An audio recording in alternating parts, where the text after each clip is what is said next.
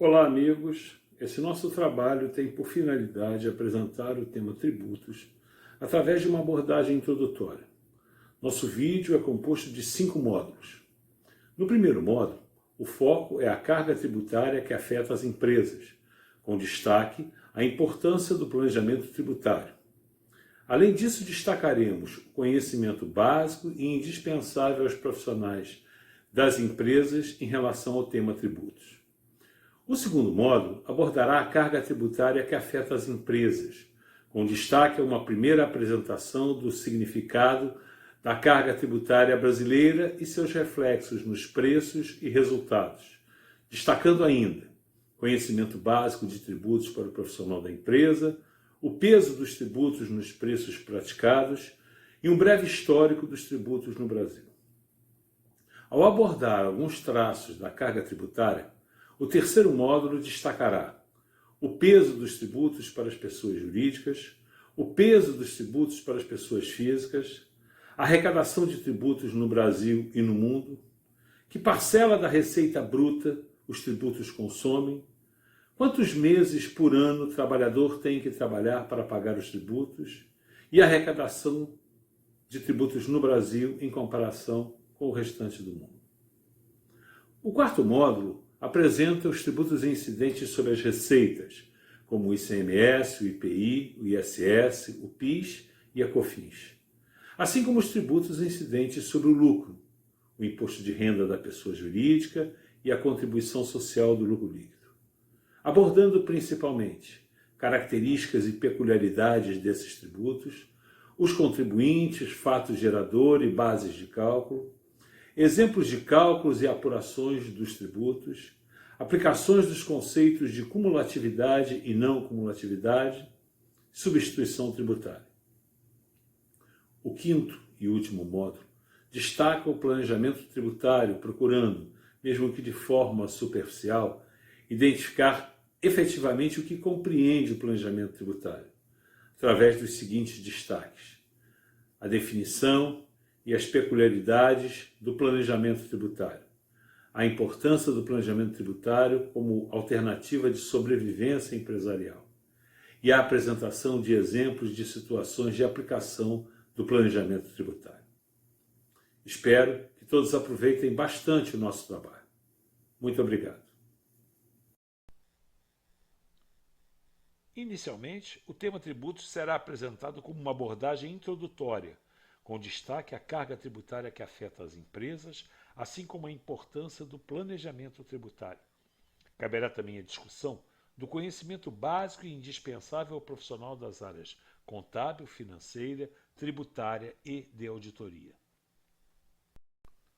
Para abordar a carga tributária que afeta as empresas, os seguintes temas serão inicialmente colocados em discussão: a relevância do conhecimento básico do tema tributos para o profissional da empresa, o peso e a influência dos tributos nos preços dos produtos e serviços, e o histórico da presença dos tributos no Brasil. A intenção é permitir uma primeira apresentação do significado da carga tributária e seus reflexos nos preços e resultados. Falar da carga tributária que afeta as empresas impõe a necessidade de destacar a tributação que consome as receitas e os lucros das empresas. Com esse compromisso, cabe a indagação: você saberia identificar que parcela da riqueza gerada pelas empresas é consumida pelos tributos? O que se quer é definir até que ponto o gestor necessita conhecer da matéria tributária.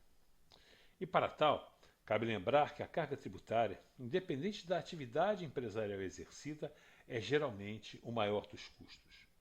Isso nos leva a considerar que o processo de gestão demanda uma base mínima de conhecimentos tributários, cabendo destaque de que a atividade de planejamento tributário torna-se uma prática vital para a continuidade saudável dos negócios. Com a finalidade de identificar o peso dos tributos sobre os negócios das empresas, vamos acompanhar uma certa projeção de negócio em que a empresa vende 200 mil unidades a um preço bruto de R$ 11, incorrendo em custos unitários de matérias-primas de R$ 4,00 e mais despesas e custos operacionais de R$ 200 mil.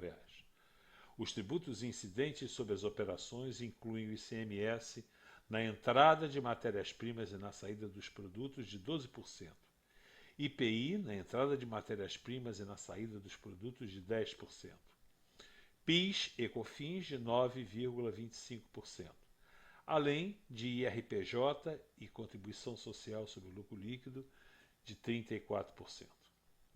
Como pode ser observado, o negócio projeta como resultado final um lucro líquido de R$ 379.500, enquanto que o ingresso líquido no fluxo de caixa é de R$ 363.500. Diante dos valores apresentados, fica um questionamento que tem por finalidade identificar o efeito tributário sobre as operações.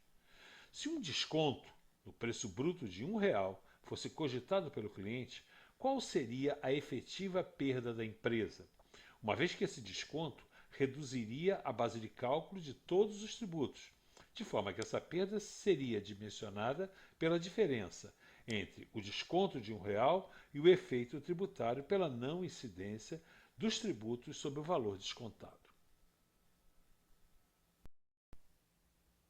Com o auxílio dos demonstrativos a seguir, vamos observar os efeitos da prática do desconto de R$ 1 no preço bruto unitário. Como se observa, os resultados projetados apontam para um lucro de 285 mil, enquanto que o ingresso líquido no fluxo de caixa foi de 269 mil. Assim, fazendo uma comparação entre os fluxos de caixa da versão original e desta versão, em que foi consignado desconto de R$ 1 no preço bruto de venda e, consequentemente, a alteração dos tributos incidentes sobre a operação, temos que a empresa perderá R$ 200 mil dos recebimentos de clientes, ou seja, exatamente o desconto de R$ 1 multiplicado pelas 200 mil unidades. Por outro lado, a não incidência de tributos sobre essa receita de R$ 200 mil vai gerar um pagamento menor de tributos de R$ 105.500, fazendo com que a variação líquida do fluxo de caixa seja de R$ 94.500 negativos, que divididos pelas 200 mil unidades resultará na perda unitária de 0,47 ou 47 centavos. Assim sendo, nós podemos concluir que de cada R$ 1 do preço bruto do produto, 47 centavos representam custos mais lucro, enquanto que 53 centavos representam os tributos, significando, portanto, que nesta operação a carga tributária superou 50% do preço bruto. Enfim, temos aí um interessante exemplo do peso da carga tributária sobre os negócios das empresas, que neste caso os tributos superaram 50% do preço bruto. É muito comum no meio empresarial o comentário de que há muito tempo no Brasil a carga tributária é muito alta. E essa é uma verdade. Desde os tempos do Império, em que o tributo era chamado de quinto, ou seja, um quinto, todas as leis tributárias são criadas para resolver problemas orçamentários, pois toda vez que falta dinheiro, criam-se tributos. Sendo assim, no ambiente empresarial, o planejamento tributário tornou-se uma ação de sobrevivência.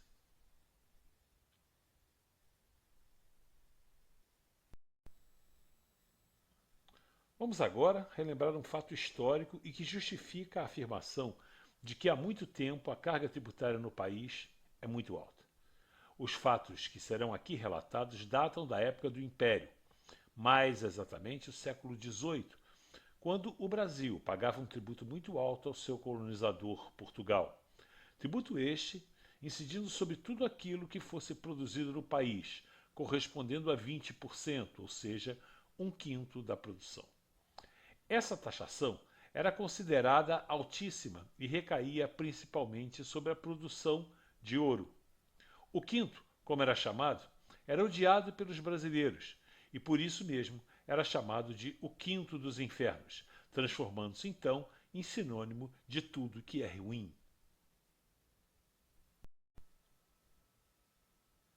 Em determinado momento, a coroa portuguesa resolveu cobrar de uma só vez os quintos atrasados, no episódio conhecido como derrama, fato que revoltou a população, gerando um incidente chamado Inconfidência Mineira, que teve como ponto culminante a prisão e julgamento de Joaquim José da Silva Xavier, o Tiradentes.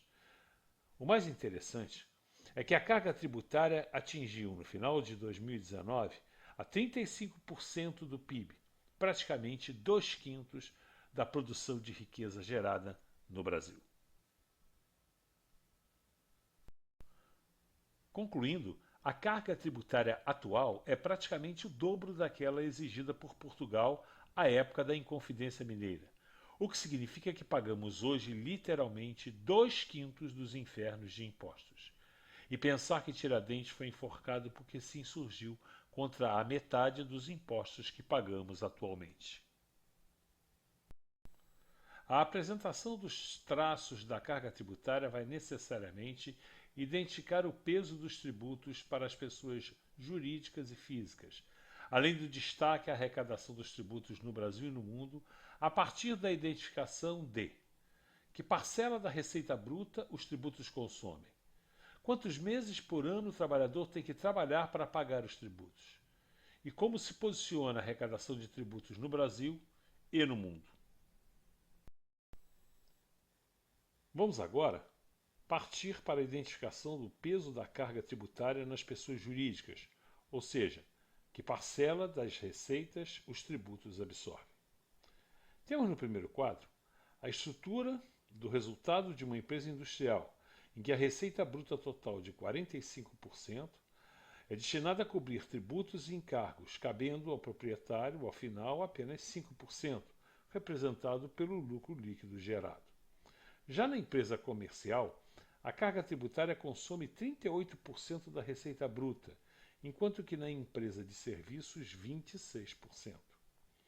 Numa consolidação dos três segmentos exemplificados, temos que, da receita bruta, 39% são destinados para cobrir tributos e encargos, 31% para cobrir custos de produtos e serviços, 22% para cobrir as despesas operacionais, restando para o proprietário um lucro líquido de 8%, o que significa que podemos fazer a leitura de que para cada R$ 1 do preço, 39 centavos são consumidos pelos tributos e apenas 8 centavos sobram para o proprietário.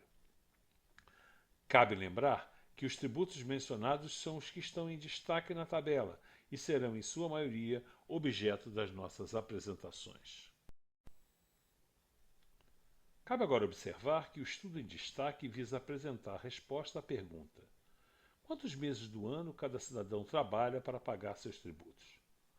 A tabela resumo nos mostra, por faixa de remuneração, a carga tributária aproximada, incluindo aí tributos sobre a remuneração oferida e também sobre o consumo de cada trabalhador. Como se observa, temos que o trabalhador pode chegar até a trabalhar, em média, mais que 6 meses no ano, somente para pagar os tributos. Para ilustrar a ênfase que fizemos quando mencionamos na imagem anterior a carga tributária incidente sobre o consumo dos trabalhadores, trazemos aqui alguns exemplos de incidência da carga tributária sobre o consumo destes determinados produtos. Seguindo, temos aí outros exemplos de produtos e sua respectiva carga tributária.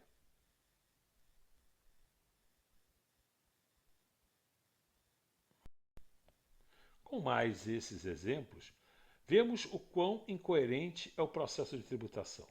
Observar que os materiais envolvidos na educação dos brasileiros têm peso semelhante e às vezes até maior do que produtos ligados ao entretenimento.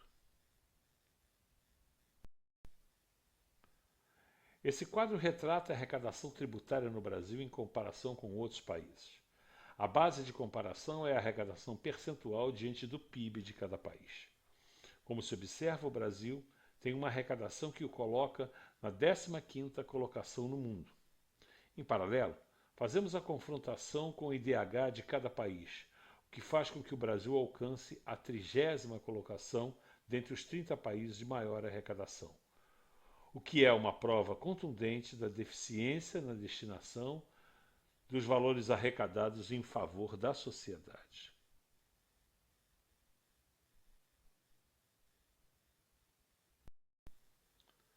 Vamos aqui destacar as principais características dos tributos incidentes sobre as operações das empresas por meio da abordagem da definição e peculiaridades dos principais tributos, da apresentação dos tributos incidentes sobre as receitas geradas e da apresentação das modalidades de tributação em bases cumulativas e não cumulativas.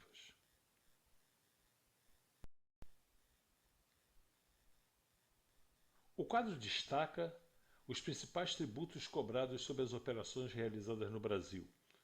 O foco do nosso estudo contemplará a tributação incidente sobre as operações das empresas, por meio da abordagem dos temas hipóteses de incidências, bases de cálculo, fato gerador, alíquotas, vencimentos e exemplos de cálculo.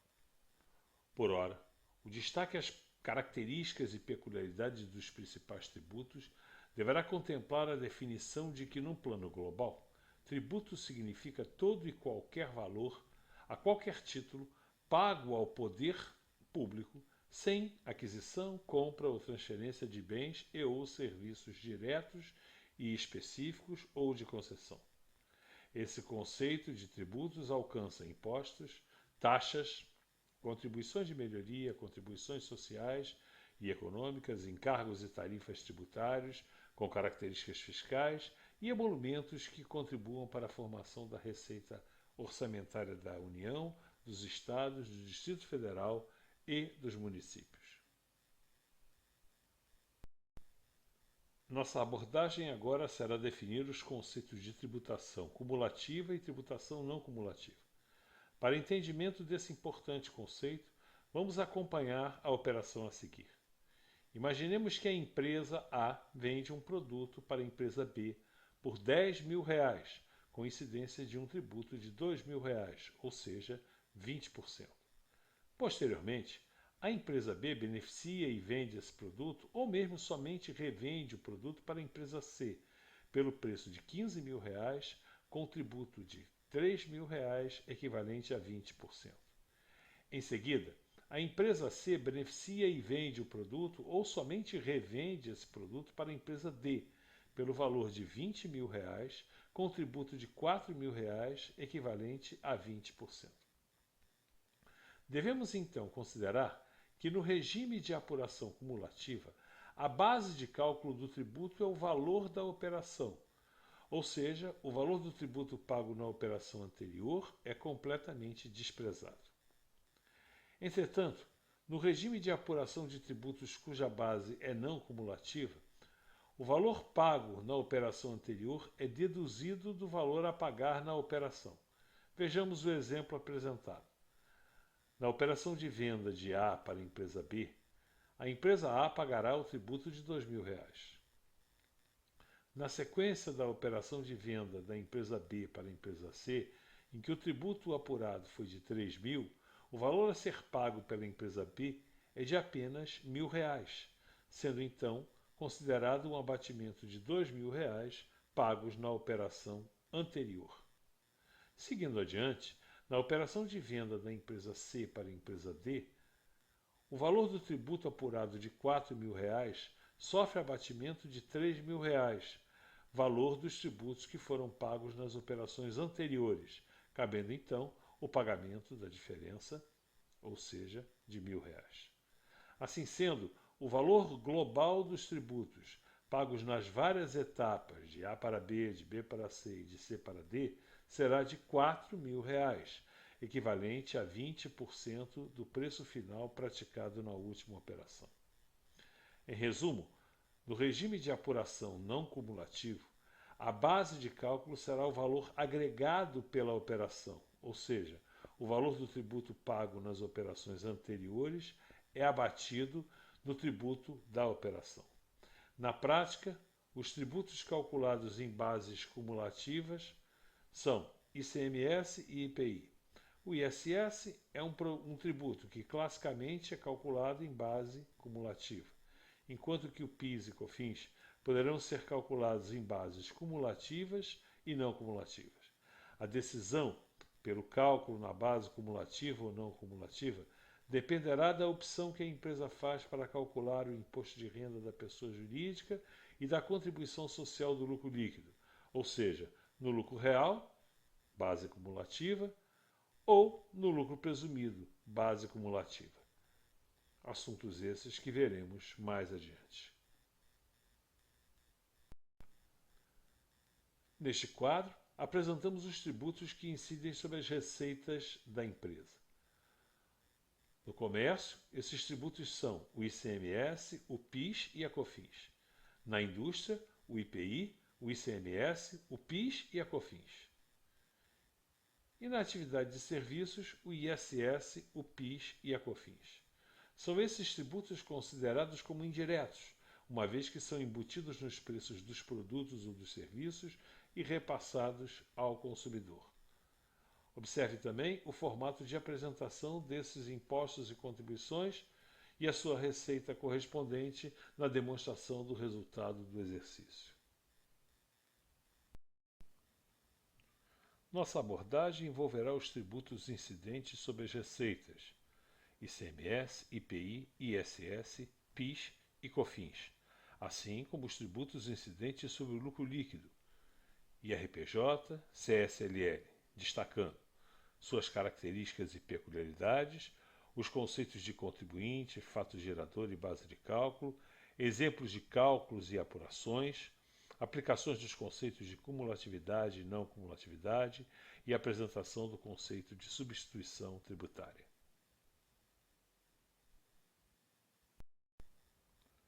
O imposto sobre a circulação de mercadorias e serviços é de competência dos Estados e do Distrito Federal, tendo como fato gerador a circulação das mercadorias, como base de cálculo o valor das operações das mercadorias em circulação, e como contribuintes as pessoas jurídicas que promoverem a circulação de mercadorias. As alíquotas do ICMS serão variáveis em função da legislação do Estado ou do Distrito Federal. Cabe ainda enfatizar que o ICMS é um imposto não cumulativo, compensando-se com o que for devido em cada operação relativa à circulação de mercadorias ou prestação de serviços, com o montante cobrado nas operações anteriores. Como no exemplo a seguir, temos que o valor do ICMS incidente sobre as compras de matérias-primas e insumos foi de R$ 50 mil. Por outro lado, o valor do ICMS incidente sobre a venda de produtos foi de R$ 80 mil. Assim, o valor do ICMS a recolher ao governo do Estado de onde o contribuinte está estabelecido foi de R$ 30 mil, que corresponde à diferença entre o valor do ICMS sobre a venda, de R$ 80 mil, e o valor do ICMS sobre a compra, de R$ 50 mil. Cabe adicionalmente destacar que, no caso do valor do ICMS sobre as compras superar o valor do ICMS sobre as vendas, o saldo poderá ser utilizado para abatimento em apurações de períodos posteriores.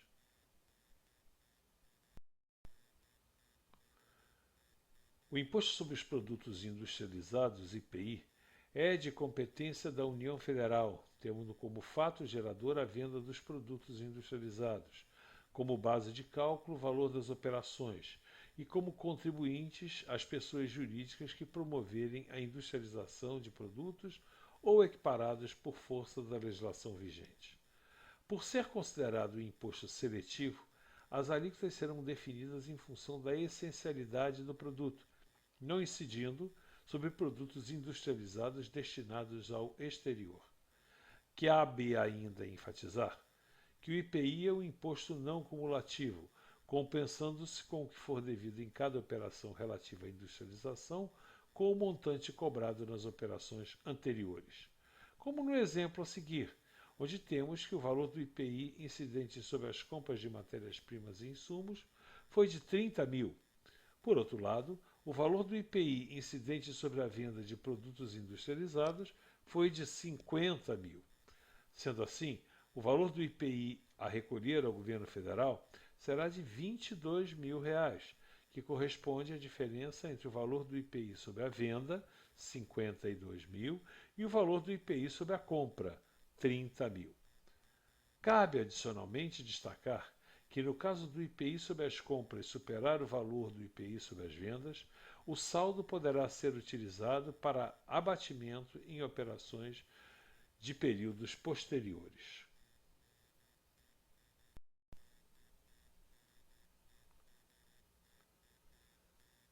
Como primeiro exemplo, temos a apuração de ICMS e IPI em uma indústria. Observe que estão apresentadas as compras de matérias-primas e insumos e as respectivas vendas de produtos. Então, na apuração do ICMS a recolher, o valor do imposto incidente sobre as vendas de produtos, igual a R$ 125.000, será deduzido do valor do ICMS incidente sobre as compras de matérias-primas e insumos, ou seja, R$ 40.909. Assim sendo, a empresa terá que recolher em favor dos cofres do governo do Estado em que está estabelecido, ou mesmo para o Distrito Federal, a importância de R$ 84.091. Pelo lado da apuração do IPI, temos que o IPI incidente sobre as vendas dos produtos industrializados, no valor de R$ 62.500, foi abatido do valor do IPI incidente sobre as compras de matérias-primas e insumos, no valor de R$ 34.091, resultando no IPI a recolher de R$ 28.409, que deverá ser recolhido em favor do governo federal. Cabe ainda enfatizar a memória de cálculo dos tributos. A base de cálculo do ICMS, como se pode observar, inclui o próprio valor do ICMS, ou seja, o ICMS é embutido. É por isso que a alíquota do ICMS relativa à operação incide sobre o valor líquido da operação, dividido por 1 menos a alíquota do ICMS da operação, como uma forma de embutir o valor do ICMS. Cabe também destacar que no cálculo do IPI, o ICMS faz parte da base de cálculo, ou seja, a base de cálculo é o valor líquido das operações mais o ICMS incidente sobre a operação. Isso então formará a base de cálculo sobre a qual incidirá a alíquota do IPI. Temos aqui um outro exemplo de apuração de tributos, ICMS e IPI na indústria. Como pode ser observado, o valor tanto do ICMS quanto do IPI incidente sobre as compras de matérias-primas e insumos superou o valor do ICMS e do IPI incidente sobre as vendas de produtos. Assim, o valor do imposto apurado ficou negativo, o que significa que não há nada a recolher e, além disso, a empresa ficará com um crédito de R$ 4.545 no caso do ICMS e de R$ 20.455 no caso do IPI. Esses são considerados impostos a recuperar e serão recuperados, no caso do ICMS, contra o ICMS apurado em meses seguintes, e no caso do IPI, também deduzido do IPI apurado dos meses seguintes, ou mesmo como abatimento de outros tributos federais, como PIS, COFINS, Imposto de Renda da Pessoa Jurídica, Contribuição Social sobre o Lucro Líquido, também apurados a partir do mês seguinte à apuração. Vamos agora focalizar a apuração de ICMS numa operação de uma empresa comercial. Observe que há incidência de IPI por ocasião da compra dos produtos para revenda, uma vez que esses produtos são industrializados, mas não há incidência de IPI sobre as vendas dos produtos, porque os produtos são apenas revendidos no estado físico em que foram comprados. Assim sendo, a apuração só é aplicável para o ICMS e, como pode ser observado, por se tratar de um imposto não cumulativo, o valor a recolher é o resultado da diferença entre o valor do imposto na saída ou venda dos produtos, igual a R$ 100.000, e o ICMS incidente sobre as compras dos produtos para revenda, no valor de R$ 27.273. Assim, a diferença do valor de R$ 72.727 será recolhida em favor do governo estadual ou do Distrito Federal. Temos agora uma outra apuração de tributos no comércio, para a qual valem os mesmos comentários da apuração anterior em relação à incidência do IPI das compras e da não incidência do IPI sobre as vendas dos produtos. Destacando ainda que, como o montante do ICMS incidente sobre as compras superou o ICMS incidente sobre as vendas dos produtos, a empresa apurou saldo negativo, que, por isso, passa a ser tratado como imposto a recuperar, a ser deduzido do valor do ICMS apurados em meses seguintes.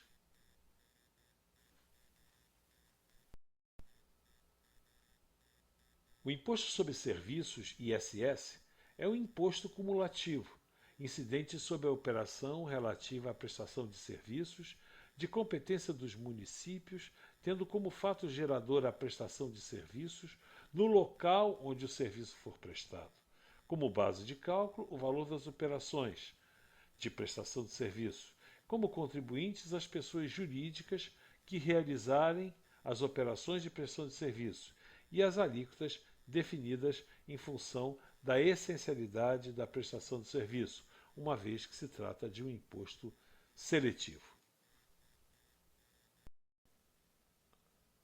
Observe este exemplo em que o ISS apurado no valor de R$ 25.000 não sofre abatimento do ISS da operação anterior, ou seja, no valor de R$ 20.000, uma vez que se trata de um imposto cumulativo. Como pode ser observado, por ser cumulativo, nas duas operações há uma cobrança de R$ 45.000, que equivale a 9% do preço final dos serviços, ou seja, R$ 500.000, embora a alíquota seja de 5%, fato que caracteriza claramente a cumulatividade. Para entendimento dos princípios da substituição tributária, será necessário acompanhar a seguinte operação. Uma fábrica realiza a venda ao comércio pelo valor líquido de R$ 100.000, com inclusão de ICMS de R$ 20.000, o que faz um valor total da nota de R$ 120.000. Por sua vez, o comércio vende a mercadoria ao consumidor final pelo valor líquido de R$ 150.000, que com a incorporação do ICMS de R$ 30.000 chega a um valor total da nota de R$ 180.000. Assim, o ICMS pago na operação será de R$ 10.000, representado pela diferença entre o ICMS apurado pela venda do comerciante, no valor de R$ 30.000, deduzido do ICMS incidente sobre a compra da mercadoria, no valor de R$ 20.000, sendo essa uma situação típica de uma apuração em base não cumulativa. Ocorre que, no passado, era comum por parte do comerciante a prática do subfaturamento. Veja o exemplo. A venda oficial seria de apenas R$ 110.000 e não os 150.000 que aparece na operação original. Assim, com a base de cálculo diminuída, o valor do ICMS incidente seria de apenas R$ 22.000. A empresa, então, receberia R$ 48.000 por fora, o que totalizaria os R$ 180.000 da operação. Com isso, o ICMS pago seria R$ 2.000, significando uma sonegação de imposto de R$ 8.000. Diante de situações como a apresentada e com a finalidade de impedir essa prática de evasão fiscal, a legislação criou um formato diferente de operação.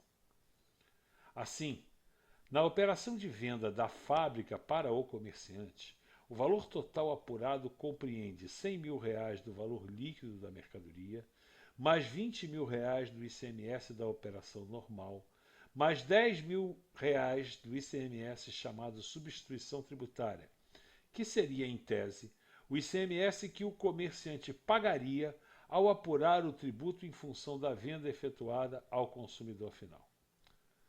Portanto, a fábrica se caracteriza como um substituto tributário, fazendo com que o vendedor, que é o fabricante, cobre do comprador comerciante tanto o tributo normal da operação, como também o tributo que o comerciante pagaria por sua operação de venda ao consumidor final, tomando como base um preço estimado, conhecido como valor de pauta, o que pode ser preço de tabela sugerido pelo fabricante e a ser praticado pelo comerciante, ou um preço de pauta estabelecido a partir de pesquisa realizada com a finalidade de definir o provável valor de venda do produto.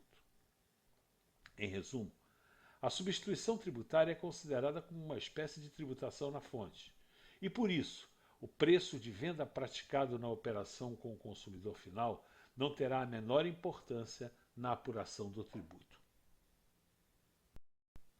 Vamos observar então o exemplo em que uma empresa varejista compra e revende 3 produtos com incidência de substituição tributária. Importante destacar que o fabricante, para fins de cálculo da substituição tributária, considerou que o provável preço de vendas dos produtos no varejo contempla um lucro de 50%, que é o MVA, ou margem de valor agregado. Ocorre que os valores de pauta estabelecidos para cada um dos produtos não foram, em todos os casos, confirmados quando ocorrida a revenda dos produtos. No produto A, por exemplo, o valor de pauta que foi base de cálculo da substituição tributária foi de R$ 60.000, enquanto a empresa vendeu os produtos por apenas R$ 48.000. Sendo assim, o ICMS pago na entrada, que equivaleu à soma entre o ICMS normal de R$ 5.545 e o ICMS substituição tributária de R$ 2.727, esse somatório dá R$ 8.182, enquanto que o valor do ICMS cobrado na operação de revenda do produto é de apenas R$ 6.545. Então, a diferença de R$ 1.637 se tornará uma perda da empresa, na medida em que a tributação na fonte superou o imposto que foi cobrado ou recuperado na operação de venda. Vamos observar agora a operação do produto B, em que o valor de pauta de R$ 90.000 foi exatamente igual ao valor da revenda ao consumidor final. Sendo assim, o ICMS normal de R$ 8.182 mais o ICMS substituição tributária de R$ 4.091 totalizaram R$ 12.273, que foi o valor praticado e cobrado na operação de revenda de produtos, não resultando qualquer diferença, ou seja, o ICMS pago na compra foi igual ao ICMS cobrado na venda. Já na operação do produto C, verifica-se um valor de pauta de R$ 45.000, enquanto que o valor de revenda foi de R$ 54.000, ou seja, acima daquilo que foi estimado como provável preço de venda.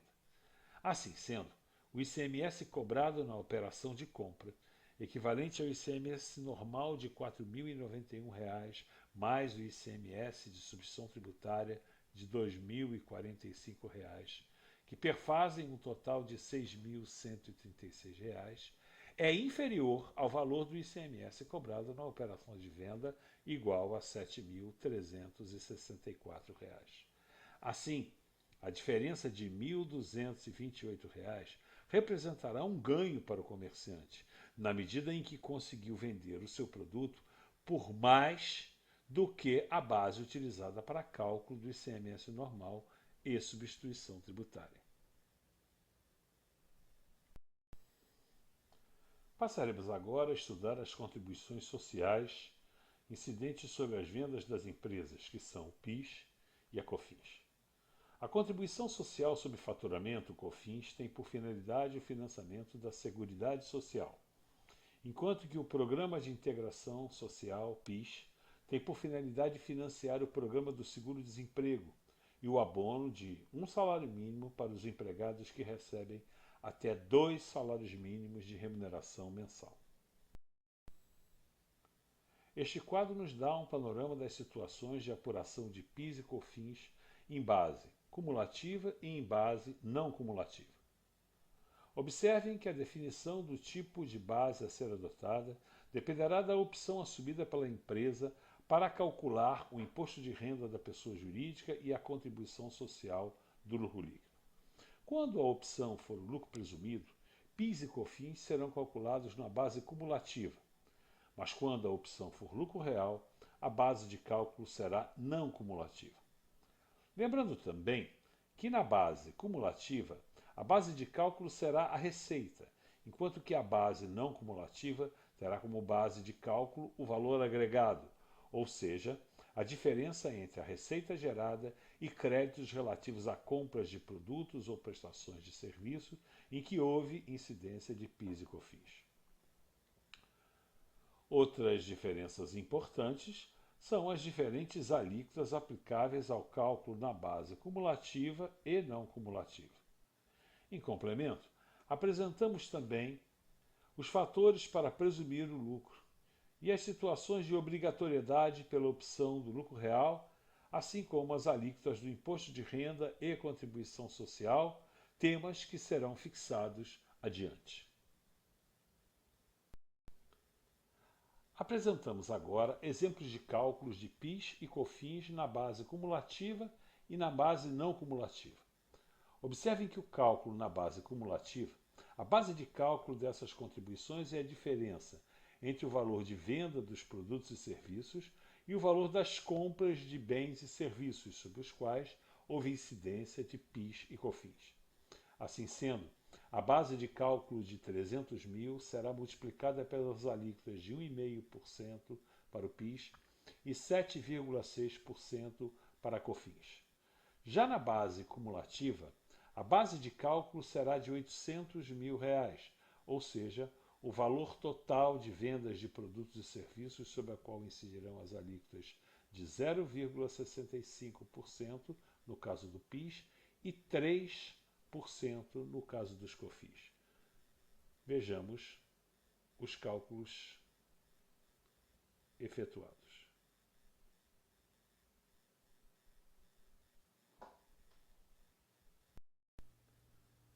Nossa abordagem agora será a tributação sobre o lucro, ou seja, o imposto de renda da pessoa jurídica e a contribuição social sobre o lucro líquido.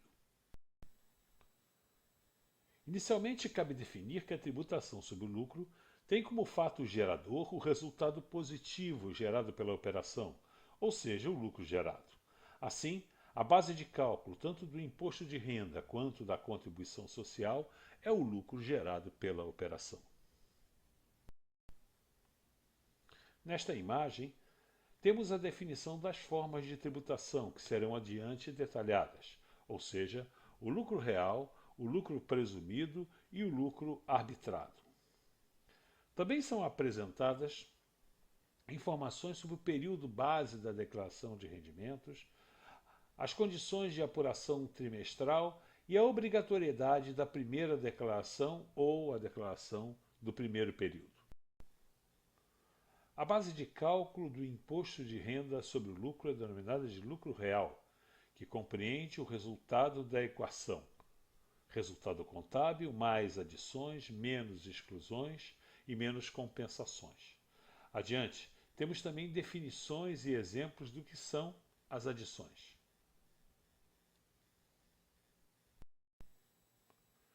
Seguimos então com as definições relativas às exclusões da base de cálculo do lucro real e os respectivos exemplos de compensações de prejuízo, assim como as alíquotas incidentes para cálculo do imposto de renda e da contribuição social. Tudo isso será visto com maiores detalhes, tendo por base exemplos numéricos. Apresentamos agora as determinações legais que definem a obrigação de tributação pelo lucro real e as opções para a tributação pelo lucro presumido.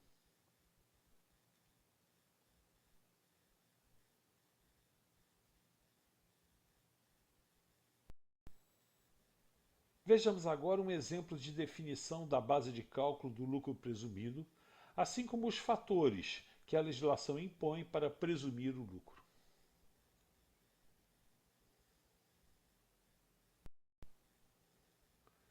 Seguimos apresentando um embasamento legal para a situação de tributação pelo lucro arbitrado, cabendo lembrar que é uma alternativa de punição do contribuinte por parte da autoridade fiscal, não sendo, por esse motivo, escolhida pelo contribuinte pelo fato de ser uma alternativa sempre mais onerosa.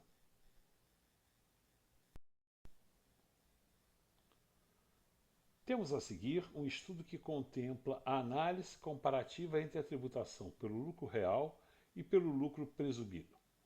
Observe que a empresa pode se enquadrar no lucro presumido pelo fato de ter obtido uma receita no ano anterior inferior a 78 milhões.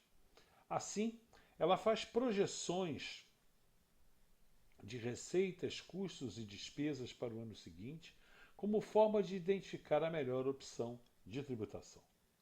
Então, na opção pelo lucro presumido, PIS e COFINS serão calculados na base cumulativa. Assim sendo, a base de cálculo será tão somente a soma das receitas com a venda de produtos e com a prestação de serviços, sobre o qual incidirão as alíquotas de 0,65% para o PIS e 3% para a COFINS. Observem agora, na opção pelo lucro real, que os cálculos de PIS e COFINS incidirão sobre uma base de cálculo não cumulativa, ou seja, a soma das receitas de prestação de serviços e venda de produtos, deduzidos de custos e despesas que tiveram incidência de PIS e COFINS.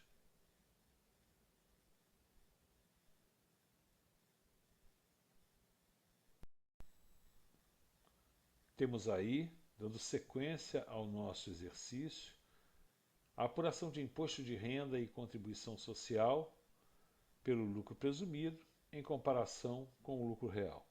Primeiramente, vamos ao lucro presumido.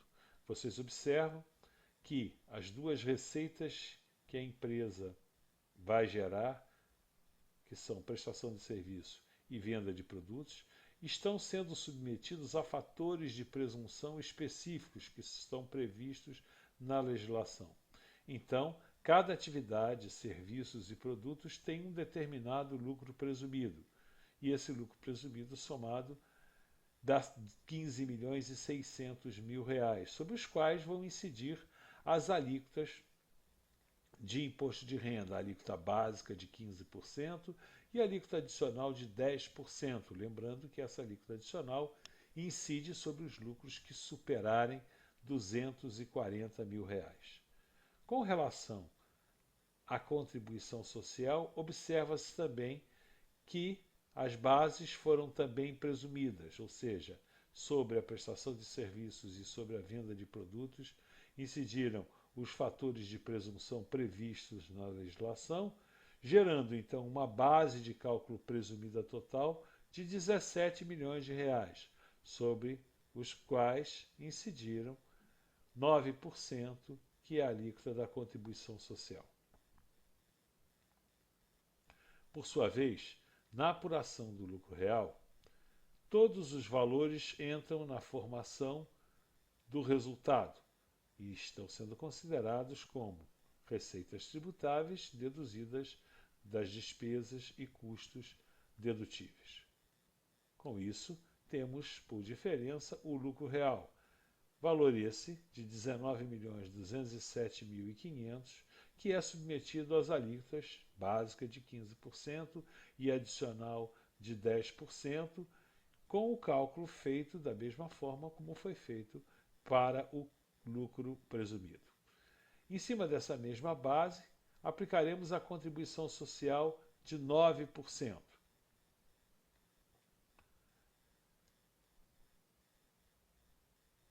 Observem que todas as alíquotas, sendo no lucro presumido ou no lucro real, são iguais, tanto do imposto de renda quanto da contribuição social.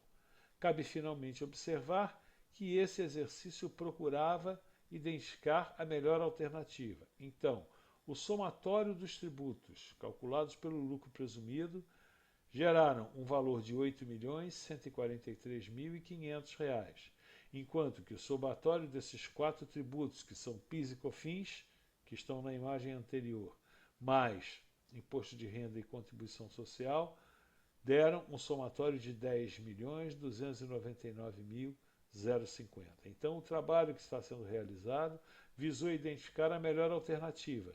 E, no caso, a melhor alternativa é o lucro presumido, que proporcionará uma economia de R$ 2.155.550, equivalente a 21% do maior valor. Vamos agora a um exemplo numérico que identifica o cálculo e a apuração da base de cálculo do imposto de renda e da contribuição social. O quadro mostra a apuração em 3 anos base, tendo como ponto de partida o resultado societário, ou seja, aquele resultado apurado na contabilidade. Observem que no ano base 1, esse resultado foi um prejuízo de 367 mil, sendo registrados lucros no ano base 2 de 473 mil e no ano base 3 de 571 mil. Especificamente nesse ano base 1, vamos evoluir olhando as adições de 61 mil, que equivalem às despesas não dedutíveis que estão relacionadas a seguir. As despesas não dedutíveis não poderiam ser deduzidas ou não são permitidas a sua dedução na base de cálculo do imposto de renda ou na formação do lucro real. E elas foram deduzidas, obviamente, no resultado societário, porque isso independe da vontade do fisco. Então, esse ajuste, chamado de adições, é feito com a finalidade de eliminar a redução que ocorreu com essas despesas ao serem lançadas no resultado societário. Por outro lado, as exclusões no valor de R$ 84 mil equivalem a 2 receitas que não são tributáveis. Na formação do resultado societário, essas receitas somaram, aumentaram o resultado societário.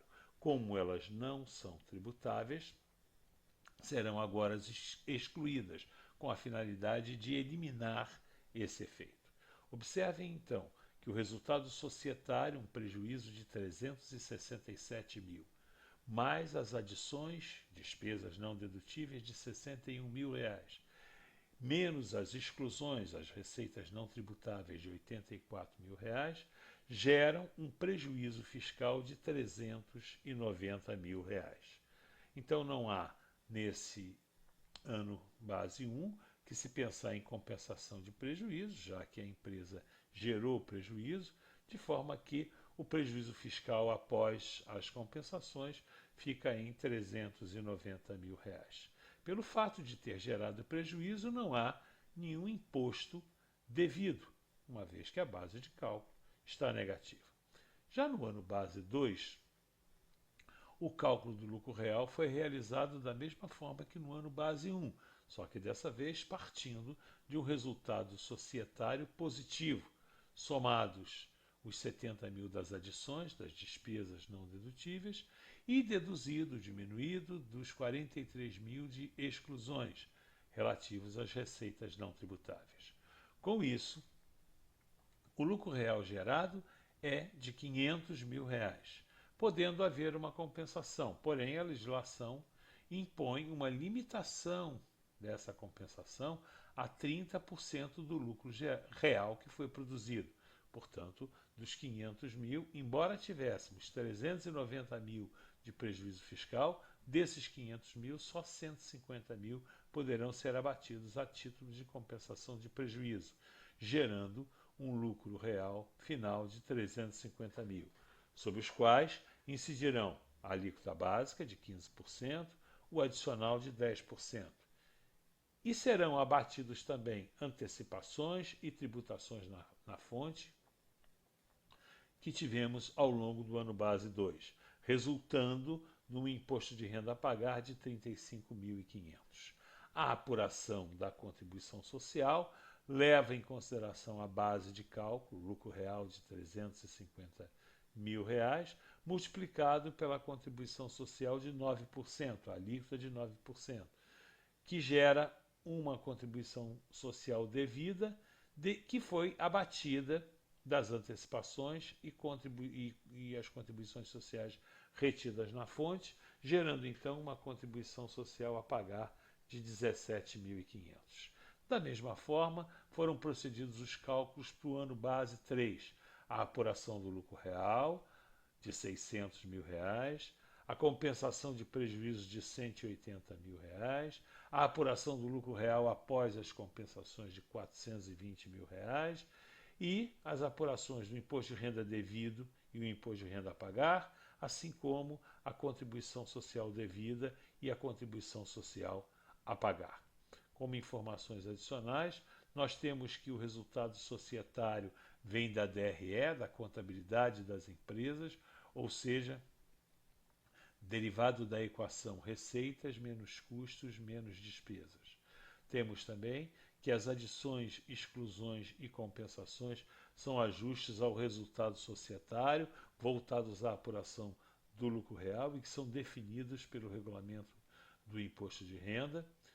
Também que a compensação de prejuízos está limitada a 30% do lucro real apurado e que, como dissemos ao longo do exercício, a empresa faz antecipações de imposto e de contribuição social e tem também imposto de renda e contribuição social retido na fonte em algumas de suas operações, e tudo isso pode ser abatido tanto do imposto de renda quanto da contribuição social devidos.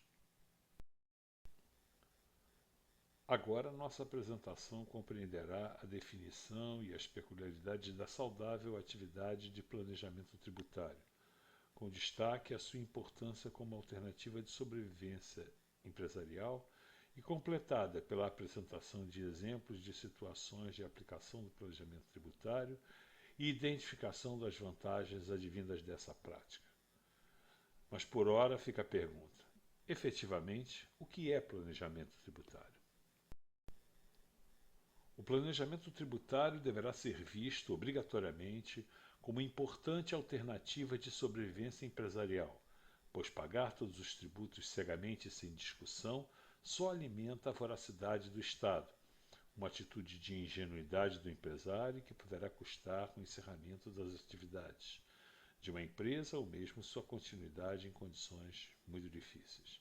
Então, devemos desmitificar a ideia de que somente sonegando, ou seja, agindo de forma ilícita, pode-se gerar empregos, serviços, produtos, oportunidades, enfim, sobreviver no mercado.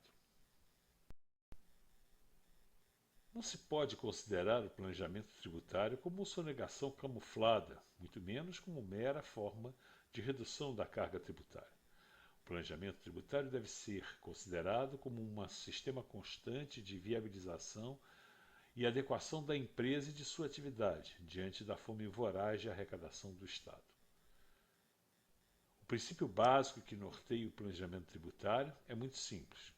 O contribuinte tem o direito de estruturar e desenvolver o seu negócio da maneira que melhor lhe convier, procurando incessantemente a diminuição dos custos de seu empreendimento, inclusive dos tributos, seguramente o maior dos custos.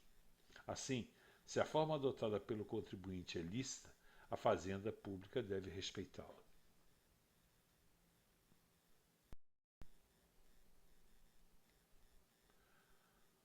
Uma eficiente atividade de planejamento tributário vai demandar principalmente o conhecimento e acompanhamento sistemático da legislação que envolve os negócios da empresa em função de suas características e peculiaridades, o domínio de procedimentos contábeis aplicáveis ao negócio da empresa, amplo conhecimento dos negócios da empresa, suas características, suas peculiaridades, e o contínuo exercício do planejamento tributário visando identificar oportunidades para sua aplicação. As principais finalidades do planejamento tributário são, na medida do possível, evitar a ocorrência do fato gerador do tributo. Se for oportuno, reduzir o montante do tributo através da redução da alíquota incidente ou da base de cálculo. e, se aplicável, postergar o pagamento do tributo à luz das disposições legais. Por fim, cabe destacar que não se pode confundir sonegação com elisão fiscal. Na sonegação fiscal, o contribuinte utiliza procedimentos, de forma consciente ou não, que contrariam diretamente dispositivo legal, enquanto que na elisão o contribuinte tem o direito de recorrer aos seus procedimentos preferidos, autorizados ou não proibidos pela lei, mesmo quando este comportamento prejudica a arrecadação do Tesouro. Apresentaremos adiante alguns exemplos da aplicação do planejamento tributário, destacando seu reflexo em favor do contribuinte. Neste caso, a empresa estuda a possibilidade de realizar a compra de determinado equipamento e tem, para tal, três opções: comprar à vista, comprar através de um financiamento bancário ou realizar uma operação de arrendamento mercantil. Sendo assim, caberá o estudo prévio no sentido de determinar a menor repercussão tributária entre as três alternativas. Estudos identificaram que na compra à vista, os benefícios tributários seriam de 16% do preço de aquisição do equipamento. Já na compra com financiamento bancário, 17%, e no arrendamento mercantil, 31%, sendo essa última alternativa a escolhida, por gerar a melhor recuperação tributária. Nessa operação, o que se estuda é a definição da melhor alternativa: comprar ou alugar um determinado equipamento. Assim sendo, o estudo vai se basear no retorno tributário que cada aquisição irá proporcionar em favor do contribuinte. Como se observa, a opção aluguel gera um retorno tributário de 47% sobre o valor de aquisição, enquanto que a opção compra gera um retorno de apenas 42%, cabendo então a opção pelo aluguel do equipamento como a melhor alternativa. Vamos aqui examinar qual a melhor alternativa de remuneração dos proprietários de uma empresa. Temos três alternativas: a distribuição do lucro, o prolabore e juros do capital próprio. Assim, montamos um estudo no sentido de identificar qual das opções haveria menor desperdício tributário. Assim, na distribuição de lucro, a carga tributária atinge 52% do valor distribuído aos proprietários. Já no prolabore, o peso dos tributos atinge 66% do referido valor da remuneração aos proprietários, enquanto que os juros do capital próprio apenas 15%, sendo essa a opção escolhida como a de menor ônus tributário.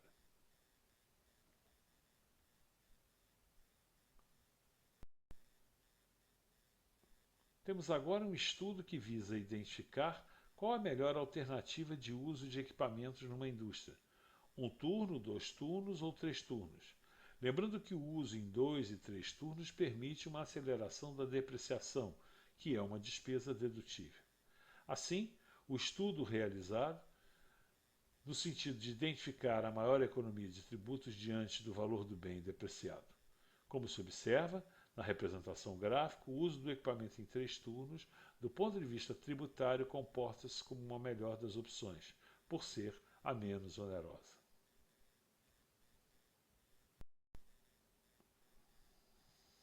Agora buscaremos identificar a melhor opção de locação de equipamentos para a empresa. Se realizar essa locação de equipamentos de propriedade de uma pessoa física ou de uma pessoa jurídica.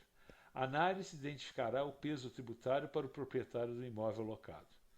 Assim, os estudos revelaram que o ônus tributário de uma pessoa física na operação de locação é de 27,5%, enquanto que de uma pessoa jurídica tributada pelo lucro presumido gira em torno de 15%, sendo essa seguramente a melhor das alternativas.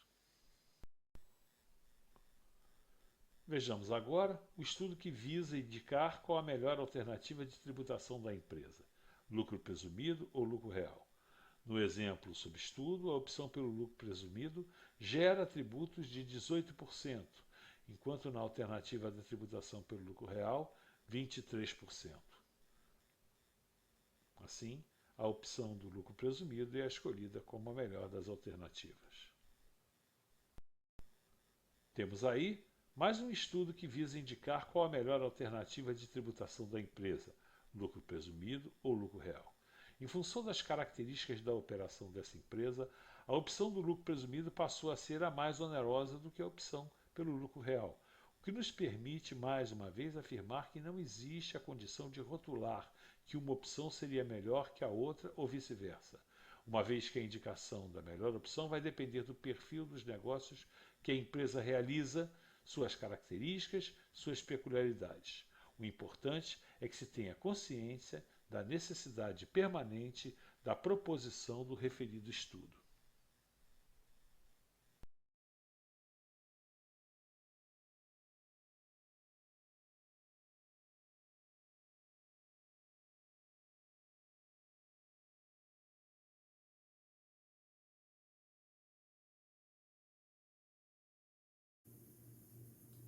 Esse, então, foi o trabalho que teve por finalidade apresentar o tema tributos através de uma abordagem introdutória, sem a pretensão, de forma alguma, de esgotar o assunto. Nossa intenção foi fornecer elementos para criar bases visando estudos futuros com um maior aprofundamento. Desde já, nos colocamos à disposição para prestar quaisquer esclarecimentos. Esperamos que todos tenham aproveitado e assimilado bastante o conteúdo apresentado. Quem sabe não podemos novamente nos encontrar em trabalhos futuros. Muito obrigado.